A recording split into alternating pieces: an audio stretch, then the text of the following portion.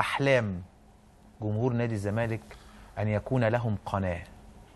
كانت داخله في وعندما عاد كابتن الاستاذ ممدوح عباس بعد تنازل المستشار مرتضى منصور، عملت معاه لقاء بعد ما عاد بيومين، قال لي خلال 4 شهور هتكون هناك قناه. وحاول مع مدحت العدل وقال العدل حاول ايه، انا معاك اهو. ما انا اسال لي بقى لغايه دلوقتي ده حصلت اجتماعات واستاذ ممدوح وهو مع مين بقى؟ حصل فعلا مع آل العدل. تمام. يعني حصل اكتر من اجتماع.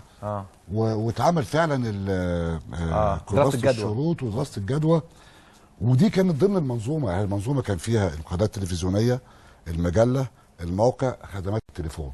تمام. يعني منظومه ضخمه جدا جدا. تمام. من خلالها بقى هتلاقي نادي الزمالك بينطلق زي الاهلي بالظبط. زي الاهلي بالظبط. وتعمل بقى جو ارضيه كويسه. استاذ ممدوح عباس رفض؟ بالعكس، هو ما تفهمش ايه اللي حصل. لا انا على حد علمي حصل خلاف ما بينه وما بين العدل جروب. خالص مفيش. انا العدل جروب كلموني، قالوا لي يا كابتن خالد ما تمضيش في اي حته عشان احنا هتكون على راس القناه.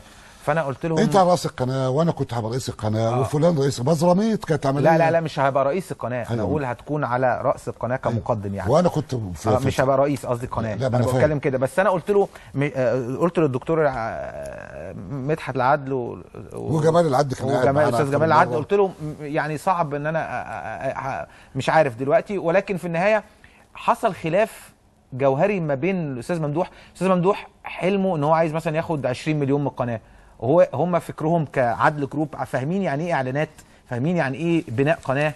الوضع بدليل ان الاهلي دلوقتي بس هي الظروف برضو يمكن عشان راجل منصف، الظروف كانت مكلكعه.